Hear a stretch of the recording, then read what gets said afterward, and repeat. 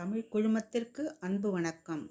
தினந்தோறும் தீந்தமிழில் இன்று எந்தன் சிறுதுளியின் ஒரு துளி. காலை மணி 5:45. தாத்தா வழக்கம்போல் நடைபயிற்சிக்கு கிளம்பிக் கொண்டிருந்தார். காலை வணக்கம் தாத்தா என்ற பேரனின் குரல் கேட்டு திரும்பினார். என்ன பேராண்டி, ஜிம்முக்கு கிளம்பிட்ட போல இருக்கு, லீவ் விட்டாச்சு, நடத்து என்றார். தாத்தா, நானும் உங்கள் மாதிரி 8 போட போகிறேன், அதற்குத்தான் கிளம்பிண்டிருக்கேன் என்றான். தாத்தா உடனே, என்னடா சொல்கிற, நீ சின்ன பையன், கார்த்தால 5 கிலோமீட்டர் வேகமாக நடைபயிற்சி செய்து விட்டு வா. என்ன மாதிரி வயசானவங்க தான் நடக்க முடியாமல் எட்டி எட்டி காலை வச்சு 8 போடுறோம் என்றார். பேரன் உடனே, அதில்லை தாத்தா, நான் 8 போட போகிறேன் என்று சொன்னது டிரைவிங் லைசன்ஸ் வாங்க. எனக்கும் 18 வயசாக போகிறது, அதனால் லைசன்ஸுக்கு அப்ளை பண்ணியிருந்தேன். 8 சரியாக போட்டால் தானே லைசன்ஸ் கொடுப்பாங்க என்றான். சரி வா போகலாம் என்றார் தாத்தா. அப்போது பாட்டி உள்ளிருந்து வந்தாள். எங்க தாத்தாவும் பேரனும் காலையில் வெளியில் கிளம்பிட்டீங்க, என்னமோ 8 என்று காதில் விழுறது? ஆமாம் பாட்டி, இன்று தேதி 8, அதனால் லைசன்ஸ் வாங்க போகிறேன். அதான் நேற்று ஞாபகத்திற்காக போர்டில் எழுதி வைத்திருக்கிறேனே. போர்டை பார்த்தால் பாட்டி. போர்டில் 8 என்ற எண் எழுதப்பட்டு இருந்தது. அதன் பக்கத்தில் ஆ என்று எழுதப்பட்டிருந்தது.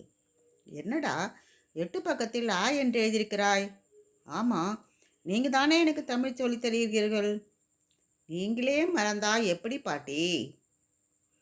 8 என்ற எண் தமிழில் ஆ என்று எழுத வேண்டும் என்று நேற்று தானே எனக்கு சொல்லித் தந்தீர்கள். ஆமாம், வயதாவிட்டது, அதனால் அடிக்கடி மறதி வருகிறது. அதற்கு எப்போதும் மூளைக்கு வேலை கொடுத்து கொண்டே இருக்க வேண்டும். என்ன சொன்ன? இன்று தேதி 8? மறந்தே விட்டேனே. என்ன மறந்துட்டீங்க பாட்டி? என்ன பாட்டி என்றான் பேரன். இன்று தமிழ் சங்கத்திற்கு தீந்தமிழ் பதிவிட வேண்டும், நான் மறந்தே போய்விட்டேன் என்றாள். அதனால் என்ன பாட்டி, இப்போ மணி காலை 6 மணி தான் ஆகிறது, 8 மணிக்குள் பதிவிட்டு விடுங்கள் என்றான்.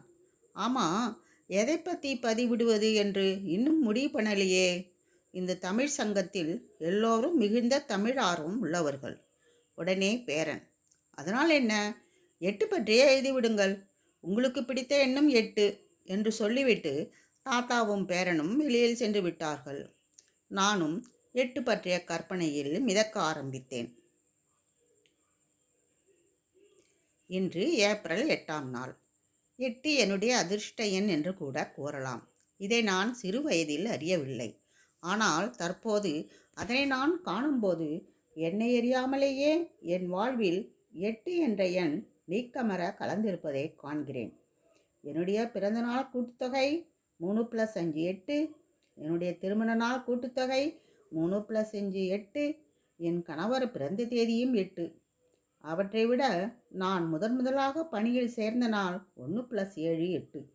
தற்போது உங்கள் முன் நான் இருக்கும் போதும் என்னுடைய வயதின் கூட்டுத்தொகை 1 + 7 8. இன்று பங்குனி மாதம், தேதி 26, 2 + 6 8. ஆங்கில தேதி ஏப்ரல் 8. என்ன ஒற்றுமை, அற்புதமான ஒற்றுமை. இவ்வாறு என் வாழ்க்கையில் நீக்கமர நிறைந்திருக்கும் 8 பற்றி அறியத் தொடங்கினேன். அவற்றினை தங்கள் முன் அளிக்க விரும்புகிறேன். 8ஐ பற்றிய 8 தகவல்களை அளிக்க விரும்புகிறேன். தகவல் 1.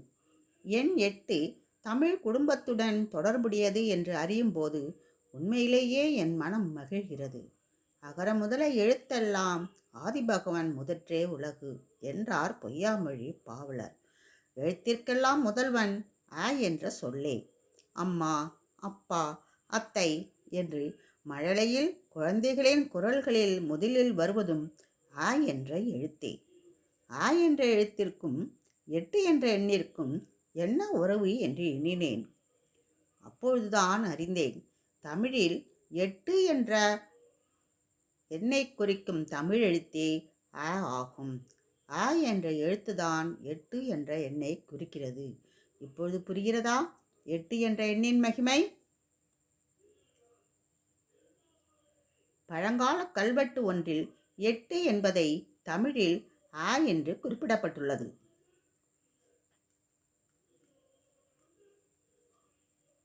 தகவல் 2. 8 என்ற எண்ணை ஞான எண் என கூறுகின்றனர். மாணிக்கவாசகர் அருளிய திருவாசகம் 12 திருமுறைகளில் 8ஆம் திருமுறையாகும். திருவாசகத்திற்கு உருகாதார் ஒரு வாசகத்திற்கும் உருகார் என்பதனை நாம் அறிவோம். திருவாசகத்தில் மாணிக்கவாசகர் நான்முகன் முதலா வானவர் தொழுது என்று தொடங்கும் பாடலில் 8 திங்களில் கட்டமும் பிழைத்தும் என்று கருப்பையில் உள்ள 8 மாத சிசுவின் வரவை மிக அழகாக விவரிக்கிறார். மனித பிறப்பில் 8ஆம் மாதம் ஒரு திருப்பு முனை. தாயின் கருப்பையில் இருக்கும் குழந்தை அப்பொழுதுதான் முழு வளர்ச்சி பெறுகிறது. தன் உடல் உறுப்புகளை கட்டுப்பாட்டுக்குள் கொண்டு வரும் முதல் அறிவை பெறுகிறது. அப்பொழுது அக்கருப்பையின் வடிவம் 8 என்ற எண் வடிவம்.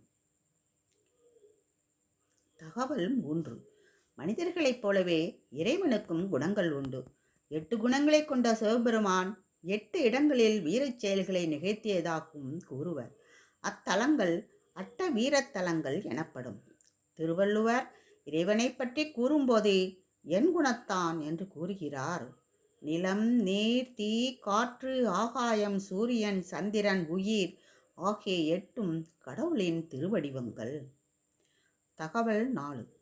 மந்திரங்களில் 8 எழுத்து மந்திரம் ஓம் நமோ நாராயணா என்கிற பெரிய திருமந்திரம். இந்த மந்திரத்தை தான் வால்வெளியால் பெருமாளிடம் திருமங்கையாழ்வார் பெற்றார்.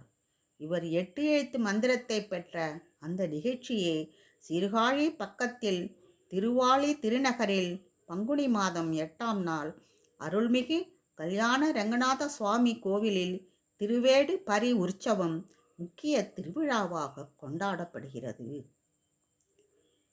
தகவல் 5. 8 என்பதற்கு எதையும் எட்ட வேண்டும் என்ற பொருள்.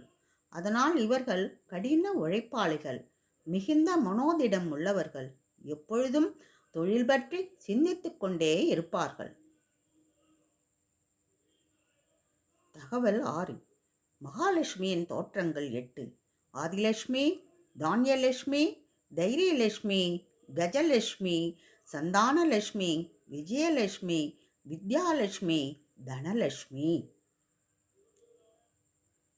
தகவல் 7. திசைகள் 8.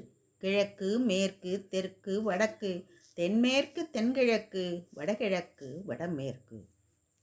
தகவல் 8. 8 போட்டு அதன் மேல் கால்களை எட்டி வைத்து நடப்பது இயற்கை வைத்திய முறை. அவரவர் கையில் 8 சான் அளவில் உள்ளதே எண்சான் உடம்பு. அந்த எண்சான் உடம்பினை ஆரோக்கியமாக வைத்துக்கொள்ள நடைப்பயிற்சி முக்கியமானது.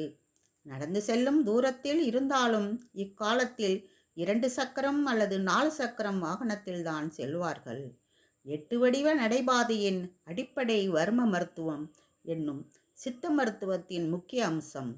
நமது நாட்டின் சித்தர்கள் கண்டுபிடித்த இந்த 8 வடிவ பயிற்சி முறையை மேலை நாட்டவர் இன்ஃபினிட்டி வாக்கிங் என்ற பெயரில் கடைபிடிக்கின்றனர். நமது உள்ளங்காலில் எண்ணற்ற வர்ம புள்ளிகள் இருக்கின்றன. கூழாங்கற்களில் அமைக்கப்பட்ட 8 வடிவ நடைபாதையில் வெறும் காலில் நடப்பதன் மூலம் உள்ளங்காலில் உள்ள வர்ம புள்ளிகள் தூண்டப்படும். இதனால் எண்ணிலடங்கா நோய்கள் குணமாகும். காலை 5 மணி முதல் 6 மணி வரையிலும் அல்லது மாலை 5 முதல் 6 மணி வரை நடைப்பயிற்சி மேற்கொள்வது நல்லது. 8 வடிவ நடைப்பயிற்சி எப்போதுமே வடக்கு தெற்கு திசைகளில் மட்டுமே மேற்கொள்ள வேண்டும். முதலில் வடக்கிலிருந்து தெற்கு நோக்கி 8 வடிவில் 15 நிமிட நேரம் நடைப்பயிற்சி செய்துவிட்டு பின் 15 நிமிடங்கள் தெற்கிலிருந்து வடக்கு நோக்கி 8 வடிவ நடைப்பயிற்சி செய்ய வேண்டும். 30 நிமிடங்கள் மட்டுமே போதும். அனைத்து விதமான நோய்களும் குணமாகும். நம் பெருமைமிகு பெல்லவிஸ்டா குடியிருப்பிலும் 8 வடிவ நடைபயிற்சிக்கான வடிவம் குறிக்கப்பட்டுள்ளது. அதுவும் என் குடியிருப்பிலிருந்து பார்த்தால் முதலில் என் கண்ணில் படுவது 8 என்ற எண் வடிவில் வரையப்பட்ட வடிவமே ஆகும். எனவே எட்டாக்கனியாயிருந்தாலும் இனி எட்டி எட்டி பாய்ந்து வெற்றி என்னும் அக்கனியை பறித்திடுவோம். நன்றி, வணக்கம்.